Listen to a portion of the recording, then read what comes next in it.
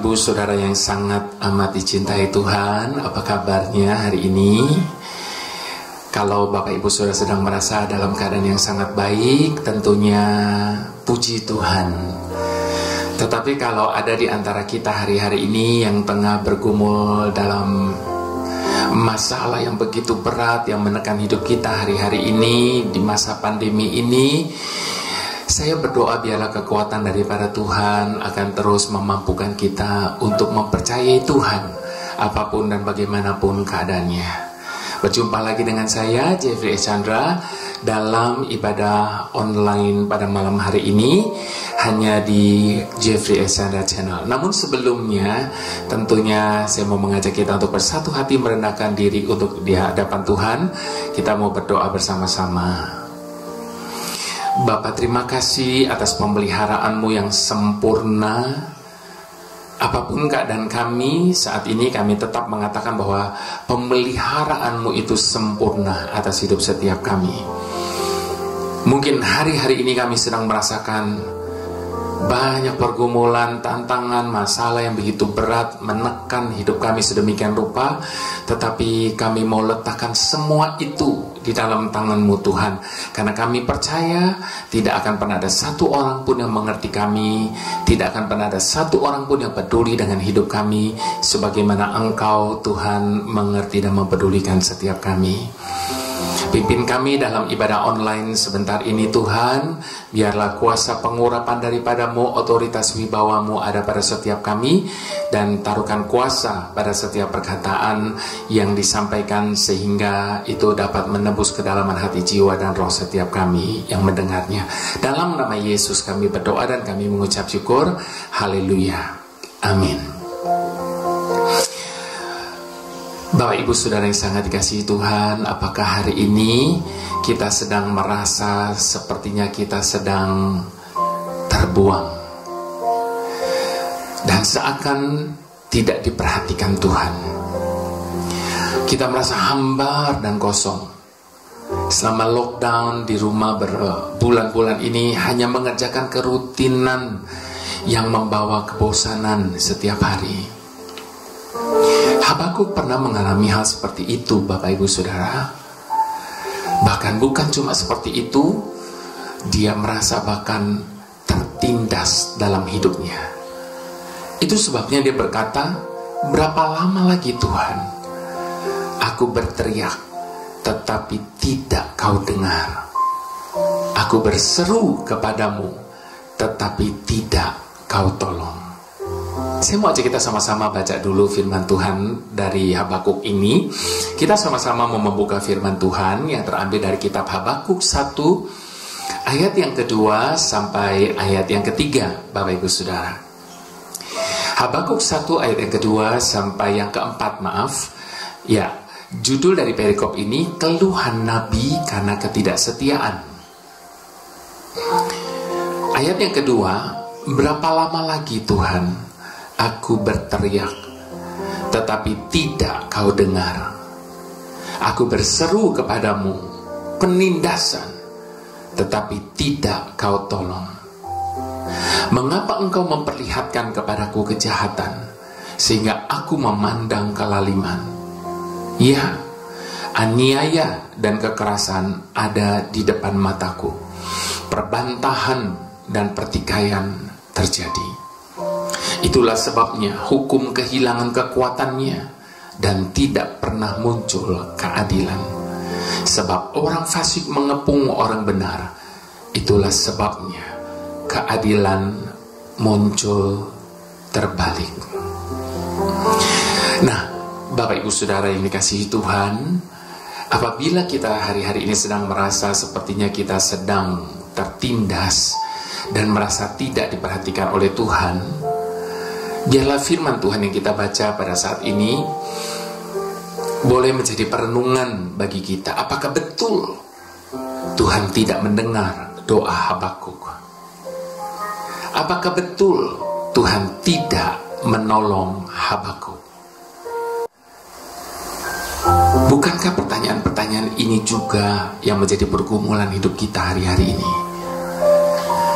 Kita berseru kepada Tuhan, Tetapi sepertinya Tuhan tidak mendengar. Kita minta tolong kepada Tuhan, tetapi sepertinya Tuhan pun berdiam diri. Coba perhatikan pandemi corona ini. Sudah berapa lama kita harus bergelut di dalamnya? Umat Tuhan sudah berdoa, bahkan nubuatan-nubuatan sudah disampaikan,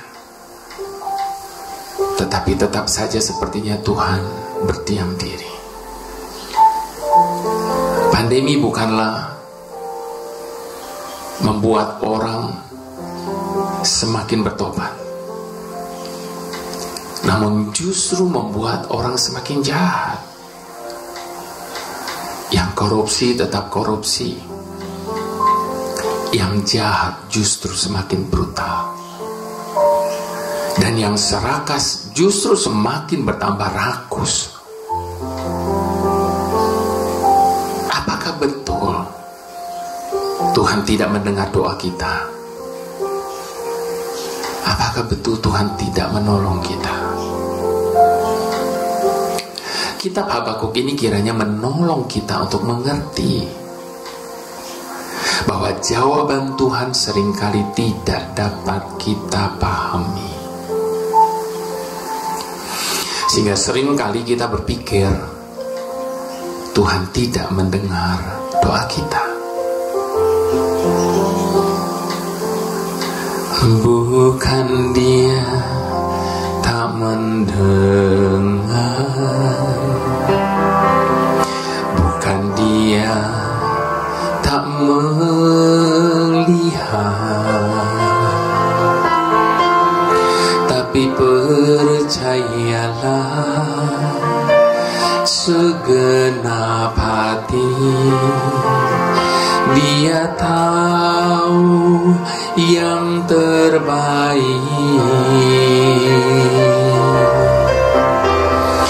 Bukan Dia tak mengerti, bukan Dia tak pahami,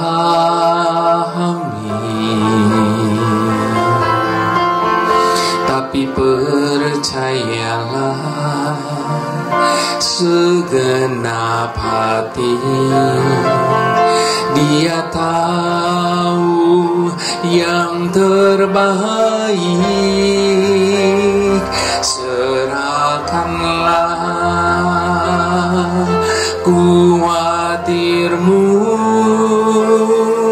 serahkanlah beban hidupmu. Dia sanggup, selalu sanggup, dan tak pernah terlambat. Serahkanlah rencanamu,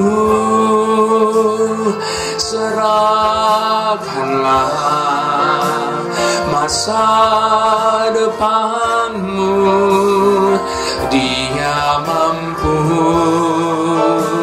selalu mampu memberi yang terbaik bagimu. Sama-sama katakan serahkanlah. Serahkanlah kuatirmu, serahkanlah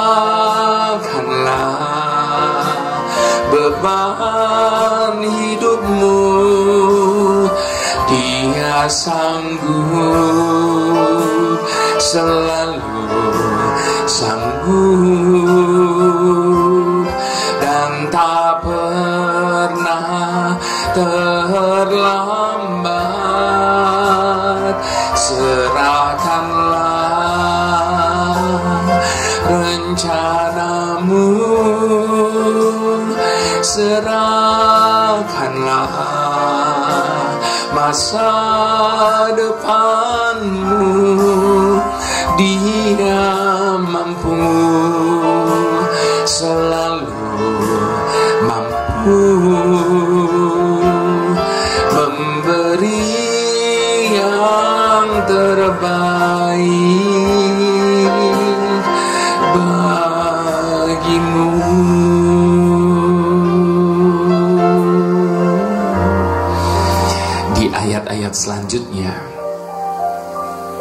dijelaskan bahwa Tuhan sedang melaksanakan rencananya melalui kerajaan Babilonia.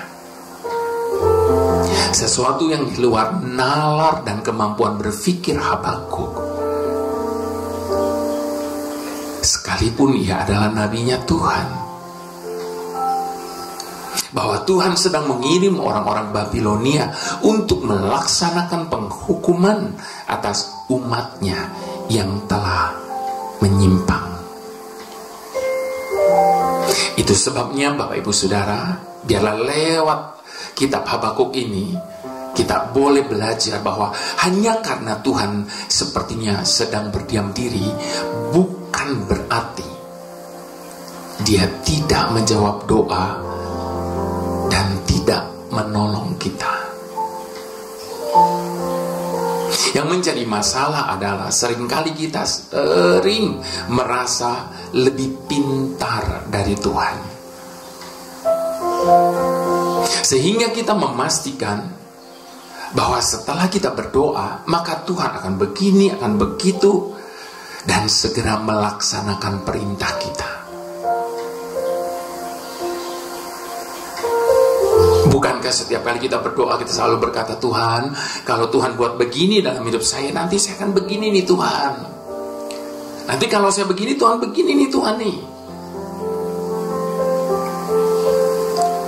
Sering kali kita merasa kita ini lebih pintar daripada Tuhan, sehingga sering kali kita mencoba untuk mengajari Tuhan tentang apa yang harus Dia kerjakan atas hidup kita. Akibatnya kita tidak menyadari kalau Tuhan sedang menjawab doa kita. Sesungguhnya Tuhan sedang menjawab doa kita, namun dengan cara yang lain yang tidak terpikirkan oleh kita. Namun kita menganggapnya Tuhan tidak peduli. Nah, Bapak Ibu Saudara, itu sebabnya kalau saat ini kita sedang merasa bahwa apa yang sedang terjadi dalam hidup kita sepertinya Tuhan tidak peduli, biarkan Tuhan bekerja dengan caranya. Karena Dia adalah Tuhan yang berdaulat atas hidup kita. Tetap tenang dan percaya, walau kita tidak melihat jalannya. Habakuk berkata bahwa orang benar akan hidup oleh karena percayanya. Tuhan tidak peduli. Nah, Bapak Ibu Saudara, itu sebabnya kalau saat ini kita sedang merasa bahwa apa yang sedang terjadi dalam hidup kita sepertinya Tuhan tidak peduli, biarkan Tuhan bekerja dengan caranya.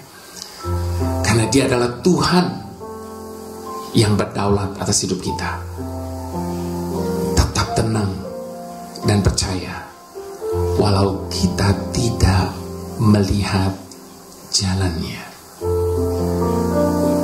Habakuk berkata bahwa orang benar akan hidup oleh karena percayanya. Saat kita tidak bisa melihat jalan di depan kita atau di kejauhan sana, bukan berarti di sana tidak ada jalan. Selama Yesus ada bersama dengan kita, pasti ada jalan. Hanya kita yang seringkali tidak mampu melihatnya. Bukan Dia tak mendengar, bukan Dia tak melihat,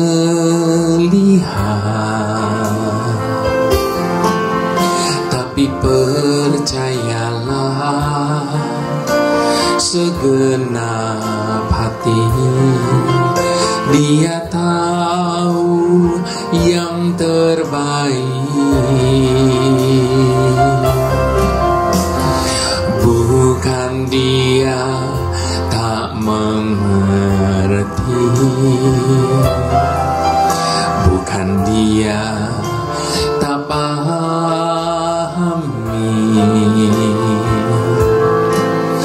tapi percayalah segenap hati, dia tahu yang terbaik. Serahkanlah kuatirmu, serahkanlah beban hidupmu, dia sanggup, selalu sanggup, dan tak pernah terlambat. Serahkanlah rencanamu, serahkanlah masa depanmu, dia mampu, selalu mampu memberi yang terbaik bagimu.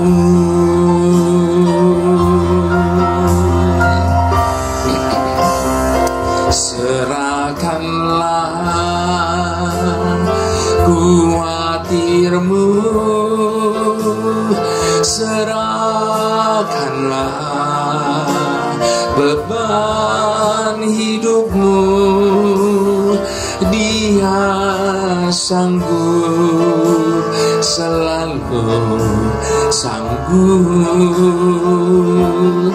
dan tak pernah terlambat. Serahkanlah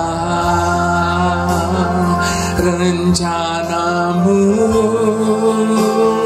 serahkanlah masa depanmu, dia mampu, selalu mampu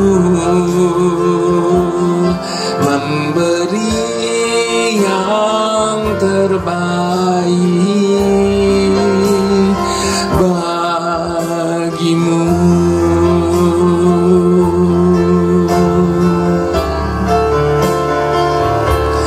Memberi yang terbaik bagimu. Dengan iman sama-sama kita mau katakan, memberi yang terbaik bagimu.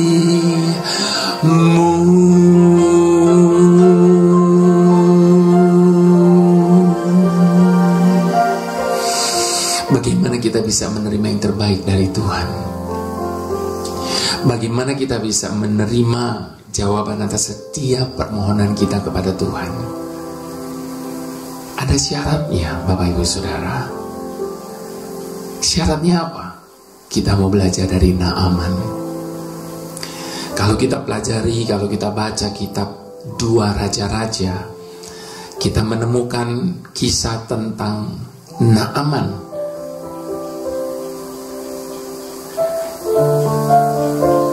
Pada saat Naaman datang kepada Nabi Elisa dengan harapan bahwa Tuhan langsung akan menyembuhkan dia, nyatanya Tuhan tidak bertindak seperti apa yang dia harapkan, sehingga Naaman pergi dengan kecewa. Bapak Ibu Saudara, bukankah ketika kita sungguh-sungguh berharap, maka kita akan merasakan arti kekecewaan yang sesungguhnya? Inilah proses ujian yang Tuhan izinkan untuk melihat kesungguhan kita sebelum Dia bertindak. Kadang sepertinya Tuhan menahan doa kita, menahan pertolongannya, dan sebagainya. Kenapa? Hanya untuk melihat kesungguhan kita sebelum Dia bertindak. Tuhan mengizinkan terjadinya halangan, bahkan krisis sekalipun, untuk mengungkapkan karakter kita yang sebenarnya. Sebab ketika segalanya berjalan dengan lancar, segalanya berjalan sesuai dengan harapan kita, setiap kali kita berdoa Tuhan langsung jawab doa kita, maka itu tidak akan mengungkapkan karakter kita yang sesungguhnya. Namun di saat seakan-akan Tuhan tidak menjawab doa kita, di saat seakan-akan Tuhan sedang menahan pertolongan di atas hidup kita, justru disitulah akan terungkap karakter kita yang sesungguhnya, untuk dapat melihat siapa kita yang sesungguhnya.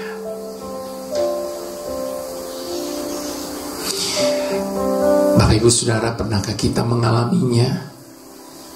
Sehingga setiap kali kita menemuinya, ada sesuatu yang harus kita buang dan lepaskan terlebih dahulu.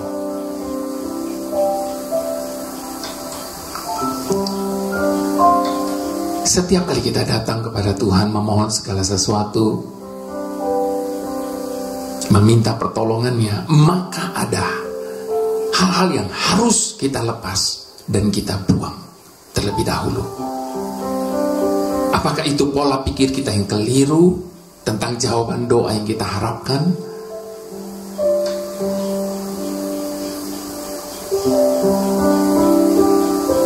Atau cara pikir kita yang keliru tentang bagaimana cara Tuhan menolong kita?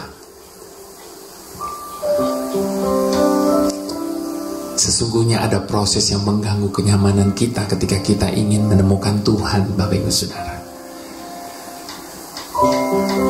Maukah kita melewatinya atau menolaknya? Bukan karena aman, begitu juga kita tidak akan pernah mengalami sesuatu dari Tuhan kalau kita menolak proses yang dari Tuhan. Bapak Ibu Saudara, kita belajar bagaimana Naaman membuang sesuatu daripadanya, yaitu harga dirinya. Naaman adalah seorang perwira tinggi, dia orang yang sangat dihormati. Dia rela merendahkan hatinya hanya mendengar perkataan dari anak dari pelayannya. Siapa anak pelayan bagi seorang Naaman? Bahkan ketika anak itu katakan, pergilah kepada Nabi Elisa. Bapak Ibu Saudara, pada waktu Naaman berangkat, artinya dia taat. Sekalipun pada waktu dia diperintahkan untuk mandi berkali-kali di sungai yang sudah ditentukan, dia merasa kecewa karena dia berpikir bahwa kedatangannya akan disambut dengan penghormatan atau apapun itu, entah nabi Tuhan sendiri yang datang kepadanya menumpangkan tangan dan sebagainya. Namun ternyatanya orang suruhan yang keluar menemui dia. Memang sesaat Naaman merasa kecewa dan menolaknya. Namun sekali lagi kita melihat bagaimana pada akhirnya Naaman merendahkan hatinya dan menjalani semua apa yang diperintahkan dan mengalami mujizat itu. Maukah kita juga melewati proses pelatihan Tuhan untuk kita mengenal siapa diri kita dan menemukan Tuhan? Atau selama ini kita memang belum pernah menemukan Tuhan karena memang kita tidak sungguh-sungguh ingin bertemu dengannya? Ikuti proses pelatihannya dalam krisis kehidupan kita sehari-hari, sambil terus memandang kepadanya. Maka kita akan menikmati kekecewaan sebagai pintu masuk untuk menemukan mujizatnya, seperti yang Naaman alami. Sebab Tuhan firman, mintalah. Tuhan firman, carilah. Tuhan firman, ketuklah. Tuhan janjikan jawab. Tuhan firman, mintalah. Tuhan firman, carilah. Tuhan firman, ketuklah. Tuhan janjikan jawab. Sebab tangan Tuhan selalu terbuka bagi yang minta tolong.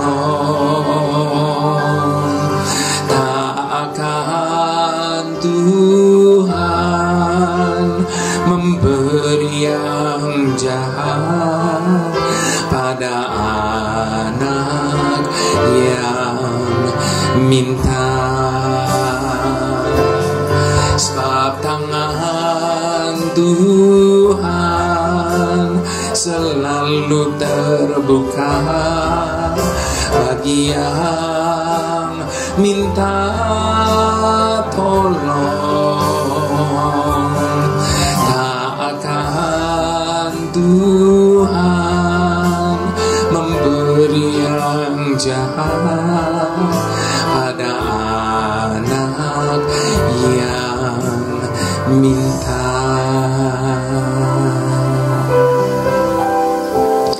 Bapak Ibu Saudara, kalau orang tua di dunia saja tahu memberi yang terbaik bagi anak-anaknya,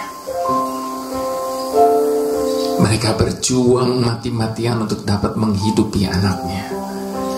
Kalau perlu kepala jadi kaki, kaki jadi kepala, hanya untuk memberikan masa depan yang terbaik bagi anak-anaknya.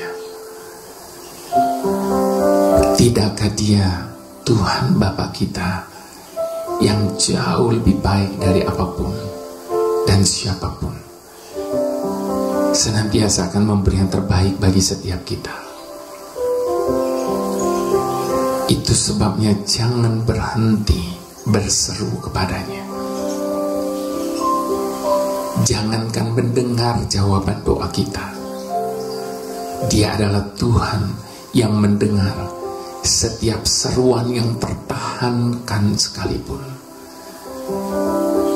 Itu sebabnya Dia berjanji, minta, cari, dan ketuk, maka Tuhan akan menjawab setiap kita. Tuhan firman, mintalah. Tuhan firman, carilah. Tuhan firman, ketuklah. Tuhan janjikan jawab. Tuhan firman, mintalah. Tuhan firman, carilah Tuhan firman, ketuklah Tuhan janjikan jawab, sebab tangan Tuhan selalu terbuka bagi yang minta tolong. Tak akan Tuhan memberi yang jahat pada anak yang minta, sebab tangan Tuhan selalu terbuka bagi yang minta tolong. Tak akan Tuhan memberi yang jahat pada anak yang minta, pada anak yang minta. Tuhan selalu menjawab.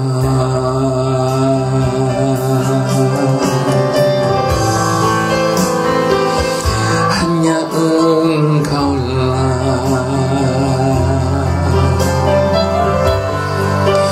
Bapa yang mengerti,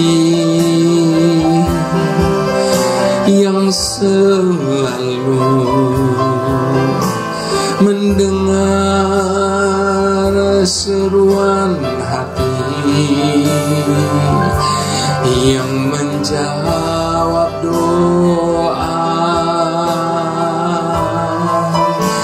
yang tak pernah terlambat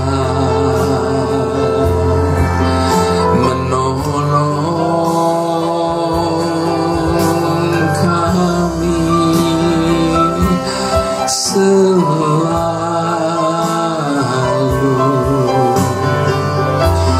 Tepat waktunya,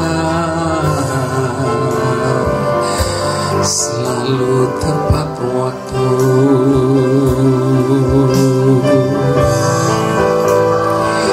Mari di hadapan Tuhan saat ini, yang mendengar setiap kata dan seruan hati kita. Kita mau bawa setiap pergumulan kita, kita mau letakkan setiap ketakutan dan kekhawatiran kita di dalam tangan-Nya, sebab Dia adalah Tuhan yang bertanggung jawab penuh atas hidup kita. Dia adalah Tuhan yang selalu memelihara hidup kita. Dia adalah Tuhan Jehovah Jireh. Dia mencukupkan segala keperluan dan kebutuhan kita lebih daripada apa yang kita minta kepadanya.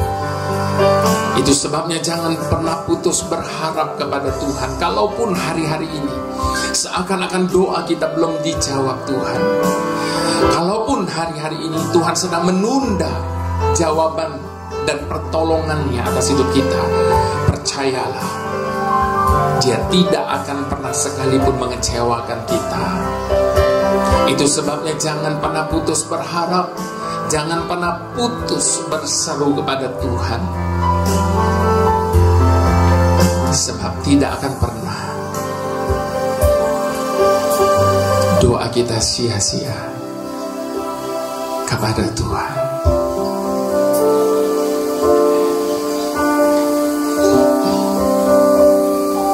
Tuhan,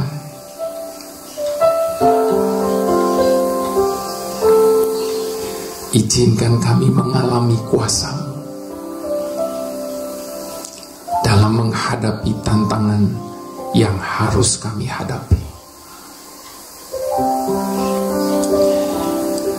Sering kami merasa sendiri dan tidak ada yang menemani. Namun kami tahu bahwa Engkau tetap ada di samping kami dan tidak pernah meninggalkan kami. Biarlah kami mengalami kesetiaan, perlindungan, bahkan mujizat-Mu hari-hari ini.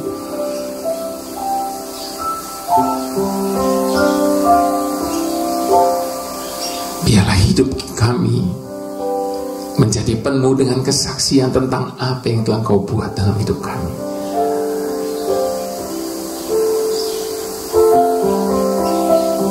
Bahwa Engkau adalah Tuhan yang sungguh dapat kami andalkan dan percayai. Terima kasih ya Bapa. Terima kasih. Mari Bapak Ibu Saudara yang sangat amat dicintai oleh Tuhan, dengan segala hormat kita mau angkat kedua tangan kita di hadapan Tuhan untuk menerima berkat Tuhan.